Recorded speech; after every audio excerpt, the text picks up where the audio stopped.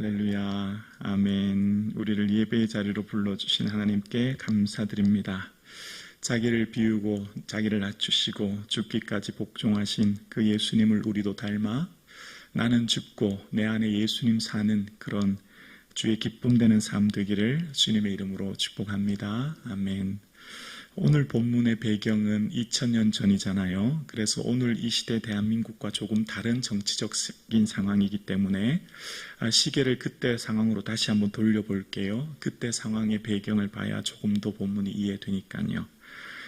그 당시 베드로가 이제 고린도에서 로마 교회를 생각하면서 편지를 쓰는데 구체적으로 말하면 이 바울이 구슬을 가지고 불러주고 더디오가 대피를 합니다. 더디오가 대피를 해서 받아 적은 것을 여집사 베베를 통해서 이제 로마 교회를 보내게 됩니다. 그때 당시 시대적 배경이 어떻게 되냐면 기원 후 49년 글라우디오 황제가 칙령 하나를 내립니다. 유대인들은 다 이 로마시 수도 로마에서 다 떠나라 그런 칙령을 내립니다. 왜냐하면 그때 당시 유대인들의 그런 종교적인 여러 문제로 갈등으로 인해서 로마 시대에 여러 가지 어려움이 소요가 있었기 때문입니다. 그만큼 로마 시내의 유대인들을 무시할 수 없을 정도로 많은 인구가 있었다는 것을 추측해 볼 수 있죠. 그러고 난 뒤에 이제 글라우디오 황제 네 번째 부인의 아들이 네로인데요. 그 네로 황제가 이제 즉위하게 됩니다. 그 네로 황제가 즉위할 당시가 이제 기원 후 54년 경입니다. 네로 황제는 즉위한 후에 로마에서 추방했던 유대인들을 글라우디오 황제 칙령을 폐지하게 됩니다. 그래서 다시 쫓겨났던 유대인들이 다 다시 로마 시내로 들어오게 되죠. 그런 상황을 이제 오늘 본문의 배경이 되는 겁니다. 그런 상황 가운데 이제 사도 바울이 편지를 씁니다. 그때 편지 쓸 때 제일 먼저 하는 말이 예수 그리스도의 종이라고 얘기하는데요. 근데 이때 당시의 종이라고 하는 것은 주인이 있다는 것 아닙니까? 이때 당시는 신분제 사회였거든요. 철저한 신분제 사회였고 그 신분제 사회 아래 종은 주인에게 모든 생사 여탈권이 잡혀 있는 겁니다. 소유권, 지배권, 모든 주인의 뜻대로 움직이는 게 종이죠. 그래서 종은 늘 주인의 뜻대로 움직이는 사람이 종이었습니다. 특히 이때 당시 주님, 예수 그리스도를 오늘 이 로마서에서 끊임없이 계속해서 주 예수 그리스도라고 고백한 오늘 본문에 앞달라게 얘기했지 않습니까? 이 주라고 하는 큐리오스는 이 네로 황제 통치 당시에 오직 한 분, 네로에게만, 황제에게만 표현하는 고백이 큐리오스, 당신은 우리의 주인입니다. 로마시 전체의 인사말이 그런 거였거든요. 그러니까 지금 당시 바울이 황제에게 큐리오스라고 해야 되는데, 주라고 해야 되는데 바울이 예수님에게 주인입니다 라고 하는 것은 반체제적인 말이 되는 겁니다. 당시 시대를 거부하는, 시대 질서를 거부하는 말이 되는 거죠. 주 예수 그리스도라고 할 때 예수님은 나의 주인이십니다 이런 고백이거든요. 그러니까 이건 굉장히 충격적인 고백이 되는 겁니다.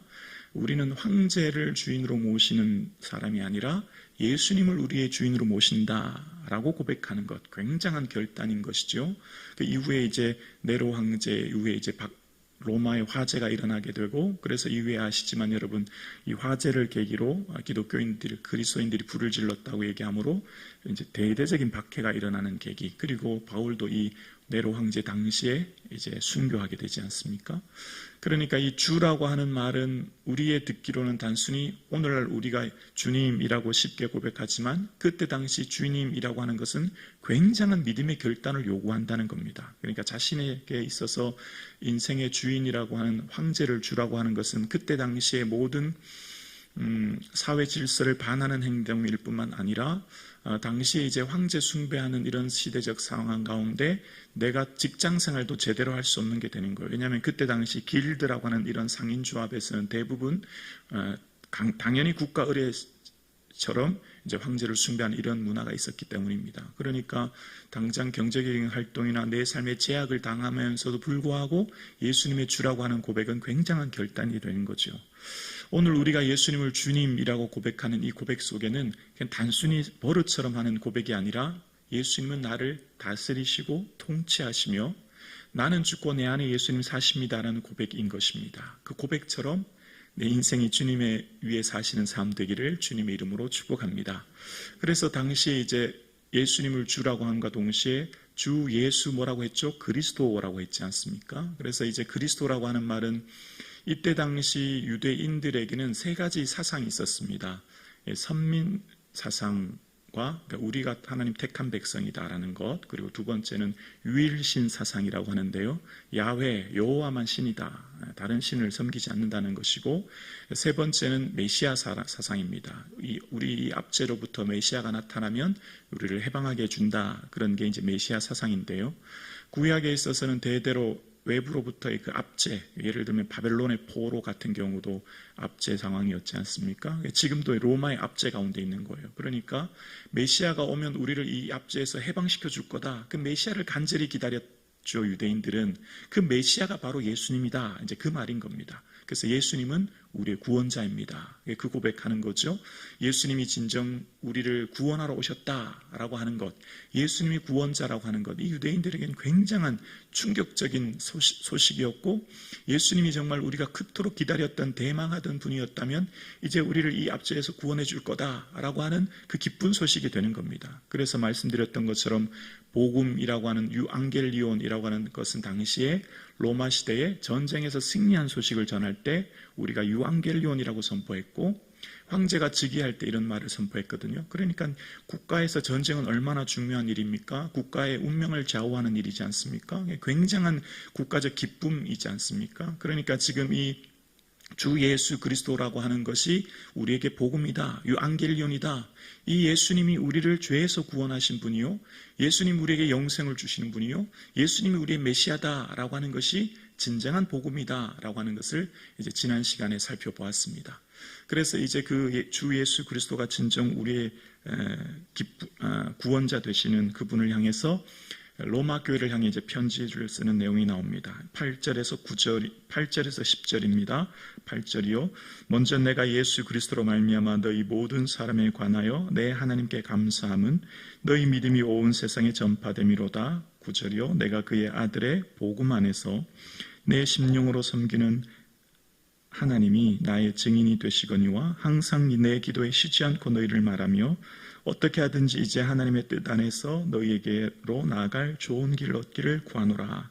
바울이 쓰면서 막 감사하면서 편지를 쓰는 거예요. 왜냐하면 그 세계의 중심 로마, 그러니까 로마는 그때 당시 모든 사람이 가고 싶어하는 도시였고 선망의 도시였지 않습니까? 그런데 그곳에 이제 네로 황제의 통치로 말미암아 어려운 그 시기대에 교회가 생겼고, 뿐만 아니라 교회 성도들이 믿음을 지키고 있다고 하는 그 소식은 바울에게 굉장한 기쁜 소식이었고, 그래서 하나님 앞에 감사하게 된 거죠. 그 믿음의 성도들을 생각할 때 감사하게 되었고, 그래서 사도 바울은 이제 기도합니다. 이제 바울은 언제나 정착하거나 머무르지 않고 복음을 위해서 끊임없는 유목민처럼 끊임없는 복음을 위해서 움직이는 사람이었는데, 바울이 생각하는 땅끝은 서바나였거든요. 주님이 땅끝까지 복음 전하라고 했기 때문에 바울이 생각하는 땅끝은 스페인 서바나였기 때문에 그곳을 가기 위해 중간 기착지로서 베이스 캠프로 로마 교회를 생각했고, 그래서 로마를 가고자 하기 위해 쉬지 않고 기도했다는 겁니다. 그러니까 바울에게 있어서 중요한 두 가지는 전도와 기도였다는 걸 알게 됩니다. 끊임없이 전도하였고, 또 그는 쉬지 않고 늘 기도하는 사람이었다는 걸 알게 돼요. 그만큼 내가 기도에 쉬지 않았다라고 하면서 하나님이 증인 되신다는 겁니다. 나는 늘 기도하고 가기를 원하는데 하나님이 내 증인이 되십니다 라고 하면서 그의 선교의 동력은 기도했다는 걸 알게 돼요. 그러면서 이제 너희에게 나갈 좋은 길을 얻기를 원한다. 하나님의 뜻 안에서 너희에게 나갈 좋은 길을 얻기를 원한다. 이게 하나님의 뜻이다 확고하게 단정 짓지 않아요. 하나님의 뜻은 이것이라고 안다고 주장하지 않아요. 이게 바울의 고백입니다. 우리는 우리의 삶 가운데 이것이 하나님의 뜻이다 라고 하는 순간 여기서부터 갈등이 생길 우려가 많거든요. 자기 자신이, 여러분, 교회가 분쟁과 어려움이 생기는 많은 문제들은요, 사실 이것이 하나님의 뜻이라고 자기 고집을 내세운 것부터 이 갈등과 어려움이 생기지 않습니까? 바울은 이것이 하나님의 뜻이다 주장하지 않아요. 뜻 안에서 너희에게 나아갈 좋은 길로 얻길 원한다 라고 하면서 이것이 하나님의 뜻이라면 그렇게 해줄 것입니다 라고 하는 아주 겸손한 태도로 고백하고 있는 모습을 보게 되죠. 그러면서 왜 내가 로마 교회에 가려고 하는지에 대한 이유를 말하면서 11절과 12절에 말합니다. 내가 너희 보기를 간절히 원하는 것은 어떤 신령한 은사를 너희에게 나누어 주어 너희를 견고하게 하려 함이라. 이는 곧 내가 너희 가운데서 너희와 나의 믿음으로 말미암아 피차 아니함을 얻으려 함이라. 내가 당신들을 너무 보고 싶습니다. 그것은 왜냐하면 어떤 신령한 은사를 여러분에게 나누고 주고 싶습니다. 이렇게 얘기해요. 자, 여기서 이제 은사를 잠깐 생각해 볼게요. 성령의 은사는 사람이 나눠질 수 없어요. 성령의 은사는 하나님의 선물인 거예요. 그러니까 여기서 은사라고 하면 우리는 흔히 방언, 예언, 신유 뭐 이런 거 생각하잖아요. 근데 이렇게 생각하시면 조금 잘못된 거죠. 바울은 자기 자신의 은사를 무슨 나누어 준다고 그렇게 생각한 게 아니거든요. 은사를 얘기할 때 고린도전서 12장도 있지만 은사를 얘기할 때 로마서 12장도 있거든요. 거기 보면 가르치는 일은 가르치는 일로라는 표현이 나옵니다. 그래서 여기는 가르치는 일이라고 하는 표현으로 해석하는 게 조금 더 옳을 거예요. 어떤 것을 가르치죠? 바울이 알고 있는 복음의 진리를 로마 교회에 가르치는 겁니다. 이때 당시 유대인들, 그러니까 유대교에서 그리스도인들이 나온 거예요. 그러니까 지금 이때 당시 배경은 유대교가 주류 종교입니다. 그러니까 유대교에서 기독교가 나왔기 때문에 이 유대교는 어떤 사상을 가지고 있냐면 아까 말씀드렸던 그런 세 가지 사상 아래 이 율법을 잘 지켜야 된다. 여기서 우리가 구원을 얻는다는 게 유대교입니다. 그래서 행위가 중요하고 율법이 중요해요. 율법에서는 중요한 게 할례와 절기, 음식법 이런 겁니다. 반드시 이걸 지켜야 구원을 얻는다는 것인데, 근데 이때 당시에 있던 예루살렘에 있던 많은 교회 중에도 이 할례당이 있었거든요. 그 할례당은 행위로 말미암아 할례를 행하면 구원을 얻는다라는 그런 사람들이 이제 어떻게 해요? 로마까지 흘러간 겁니다. 로마의 교회에서도 그런 성도가 있었을 것이고, 그래서 그런 유대교의 영향을 받은 사상, 우리가 율법을 지켜야만 그 율법을 통해 구원 얻는다, 그 행위 사상이 아니다라고 하는 것을, 오직 믿음으로 구원 얻는다는 것을 얘기하고 가르치기 위해 당신들을 보기 원한다, 이제 그렇게 얘기하는 거죠. 그래서 빛이 아니함을 얻는다는 것은 내가 복음을 전하고 또한 내가 당신들의 도움을 받기 위함, 이제 선교 가기 위해서요. 그러면서 이제 이 복음은 선택이 아니라 필수다라고 하는 것을 얘기합니다. 13절과 14절인데요. 제가 설교가 조금 길어서 혹시 출근하셔야 되면 중간에 가셔도 괜찮습니다. 13절과 14절입니다. 형제들아, 내가 여러 번 너희에게 가고자 한 것을 너희가 모르기를 원하지 아니하노니 이는 너희 중에서도 다른 이방인 중에서와 같이 열매를 맺게 하려 함이로되 지금까지 길이 막혔도다. 14절이요. 헬라인이나 야만인이나 지혜 있는 자나 어리석은 자나 다 내가 빚진 자라. 왜 그가 그곳에 가려고 하냐면 내가 빚진 자이기 때문이다 라고 하는 것을 얘기합니다. 내가 여러 번 가려고 했는데 길이 막혔는데 그 이유는 뭔지 잘 모르겠어요. 근데 이제 길이 막혔기 때문에 기도했고 그래서 편지를 쓰게 되었고, 근데 내가 이 편지를 쓰는 이유는 헬라인, 야만인, 지혜 있는 자, 어리석은 자. 이제 야만인은 당시 언어가 헬라어였고 헬라어를 구사하지 못하는 사람은 미개한 사람으로 표현했기 때문에 이제 야만인이라고 했거든요. 그때 그리스 철학의 문화를 받아들였기 때문에 그때 당시에 리더, 그러니까 존중받는 사람은 소피아라고 하는 철학을 가진 사람이 지혜로운 사람이었고, 그래서 이때 당시 지혜로운 사람과 어리석은 사람으로 나눠지는 것은 로마인들, 특히 온 세계를 통치하는 그들은 지혜롭다고 자부했거든요. 이런 시대에 신분제가 있고 또 종이 있는 이런 시대에 오늘 복음은 모든 사람에게 준다는 겁니다. 모든 그 사람이 귀족이나 왕이든 노예이든 누구든지, 그러니까 야만이든지 누구든지 복음은 누구에게나 준다. 왜죠? 바울은 이방인을 위해 부름받았거든요. 이방인을 위해 택한 나의 그릇이라고 했거든요. 그래서 이 복음은 모든 사람에게 준다. 근데 이 말도 유대인에게는 굉장히 충격이에요. 왜냐하면 그들은 선민 사상이 있었거든요. 우리만 구원 얻는데 어떻게 이 복음을 저런 야만인에게 주냐, 이런 생각을 가지고 있었던 거죠. 그러나 그 복음은 모든 사람에게 주는 복음이었고, 특히 나는 과거에 박해자였는데, 나는 예수 믿는 그리스도인들을 잡아 체포하고 죽이는 자였는데 내가 구원을 얻었으니 나는 정말 빚진 자다, 이제 이렇게 얘기하는 겁니다. 그래서 이 빚진 자라고 하는 의미는 내가 타인에게 직접적으로 뭔가를 빌렸을 때도 쓰는 의미이지만 누가 내게 뭔가를 맡겼을 때도 쓰는 의미예요. 그게 무슨 말이냐면, 누군가에게 뭘 전하라고 할 때 내게 맡길 수 있지 않습니까? 나를 통해서 그에게 좀 전해주세요 라고 할 때도 이 단어를 쓰는 겁니다. 그러니까 사도 바울은 지금 빚진 자란 말은 내게 하나님께서 복음을 주셨고 복음을 맡기셨고, 그래서 내가 그 복음을 어떻게 해요? 이방인에게 전하는 것이 내게 의무였기 때문에 그 빚을 진 거라는 겁니다. 그래서 NIV 성경은 이것을 매인자라고 해석하거든요. 우리 모두는 매인자예요. 우리 모두는 빚진 자예요. 왜죠? 우리가 예수님을 통해 구원 얻은 이것이 내 의로, 내 노력으로 얻은 게 아니잖아요. 선물로 받은 거예요. 선물로 받은 이것은 우리에게 사명이 되는 거예요. 왜냐하면 죽어가는 영혼들을 한 명이라도 더 살리려고 우리에게 그 복음을 먼저 주신 거거든요.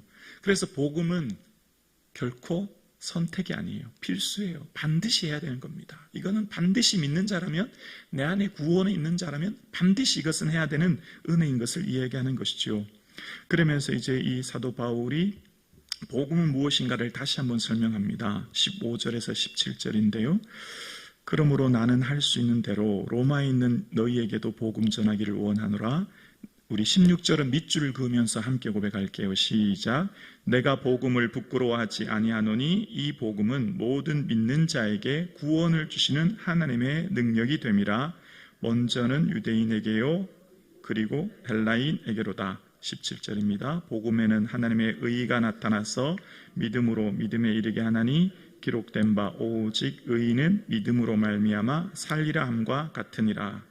로마서 전체의 핵심이라고 할 수 있어요. 그러니까 1장 16, 17절이 로마서 전체의 주제이기도 하고 핵심 메시지이기도 합니다. 그래서 로마서 1장 16절을 할 수만 있다면 좀 암송하면서 외우면서 고백하면 좋을 것 같아요. 이 말씀이 굉장히 중요한 이유는 복음이 무엇인지를 다시 한번 명확하게 얘기하기 때문이에요.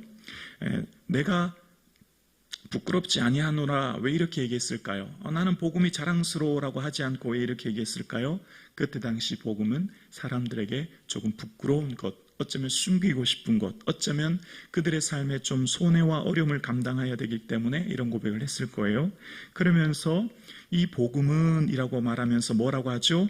모든 믿는 자에게 뭘 주죠? 구원을 주시는 하나님의 능력이 되는 겁니다. 복음은 우리에게 구원을 주시는 하나님의 능력입니다. 이것이 굉장히 중요한 이유는 복음으로 말미암아 우리가 구원을 얻기 때문이에요. 그래서 어떡하죠? 하나님의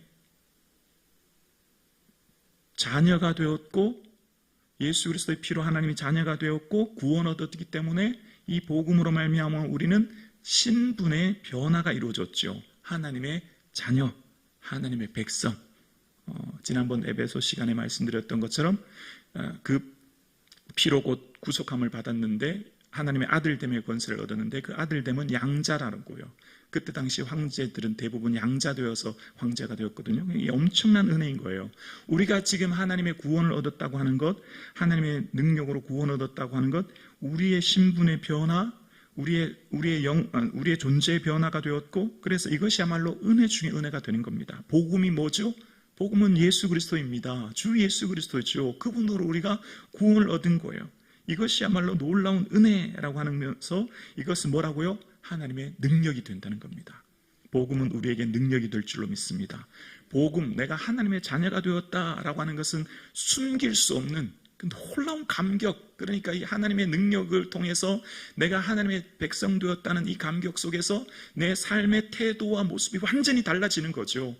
내가 가만히 견딜 수 없는 거예요. 감옥에서도 편지를 써야 하고, 내가 한 곳에 머물 수 없는 것은 한 사람이라도 더 죽어가는 영혼을 건져야 되는 그 감격 속에 살아가는 능력이 그 속에서 받고 있거든요. 그래서 이 하나님의 능력이 충만한 이 아침 되기를 주의 이름으로 축원합니다. 이 능력이 우리를 살게 할 뿐만 아니라 이 능력으로 말미암아 공동체가 변화되어지고 이 능력으로 말미암아 그 주변에 있는 사람이 놀라운 생명을 얻게 되는 것이죠. 그래서 이 능력은 무엇인가? 다른 말로 하나님의 의가 되는데요. 17절입니다. 복음에는 하나님의 뭐가 나타났죠? 의가 나타나서 믿음으로 믿음에 이르게 하나니 기록된 바 오직 의인은 믿음으로 말미암아 살리라 함과 같으니라. 자, 믿음이라고 하는 히브리어 원어는 견고하다라는 의미고, 이 의미는 하나님의 성품에 관해서 얘기할 때 하나님은 우리에게 견고하게 우리를 붙잡아주는 신실한 분이라는 겁니다. 그러니까 복음 안에 있으면 흔들림 없이 굳게 서 있을 수 있다라고 하는데요. 특히 오늘 본문에 굉장히 중요한 복음의 핵심 메시지를 말합니다. 17절 다시 볼까요? 복음에는 뭐가 나타났다고요? 하나님의 의가 나타났어요. 자, 이게 로마서의 핵심 사상입니다. 하나님의 의는 하나님의 성품이에요. 동시에 하나님의 활동이라고 말하는데요. 하나님은 어떤 분이죠? 하나님은 공의의 분, 공의로운 분입니다. 그래서 하나님께서는 반드시 하나님의 그 공의로우신 하나님이시기 때문에 세상의 모든 죄를 심판하시는 심판주이시죠. 그래서 이 세상의 모든 죄를 심판하시는 하나님께서는 당신의 의를 예수 그리스도를 통해 드러내셨어요. 예수 그리스도를 통해서 죄가 가운데 있는 모든 사람들은 반드시 죽어야 하는 하나님의 공의가 그 예수 그리스도를 통해 드러나게 되었고, 그 화목제물로 말미암아 예수 그리스도가 십자가에 죽으심으로 하나님이 당신을 의로운 분이라 모든 사람에게 공포한 사건이 바로 십자가 사건이죠. 그래서 로마서 3장 25절에 보면 이 예수를 하나님의 그의 피로서 믿음으로 말미암는 화목제물로 세우셨으니 이는 하나님께서 길이 참으시는 중에 전에 지은 죄를 강가하심으로 함께요 자기의 의로우심을 나타내려 하심이라. 자기의 의로움, 하나님의 의로우심이 뭐로 나타났어요? 예수 그리스도로부터, 그 십자가의 죽으심으로부터 그 하나님의 의로움이 드러나게 되었고, 그 하나님의 의로움이 드러나게 하신 것으로 말미암아 하나님이 어떤 분인가를 드러내는 활동과 능력이 되어서 이것이 우리에게 구원이 되는 겁니다. 그래서 우리가 우리의 능력으로 구원 얻는 것이 아니라 하나님의 의로 말미암아 우리가 구원을 얻는 것이죠. 이해가 되시나요? 네. 하나님은 의로운 분이었고요. 그 의를 드러내는 게 십자가예요. 그 십자가로 말미암아 하나님의 의가 드러나게 되었죠. 그래서 그 의로 우리가 구원을 얻게 된 겁니다. 그래서 오늘 우리가 그 하나님의 의로우신 분임을 우리가 믿고 그 믿음으로 오늘 우리가 살기에 하나님의 의가 우리에게 또한 드러나는 거예요. 하나님은 어떤 분인가가 우리의 삶으로, 하나님의 의로운 분이 우리의 삶에 드러남으로 하나님의 의가 하나님의 어떤 분인가를 드러내는 삶을 우리가 지금 살고 있는 겁니다. 그래서 복음은 교리가 아니에요.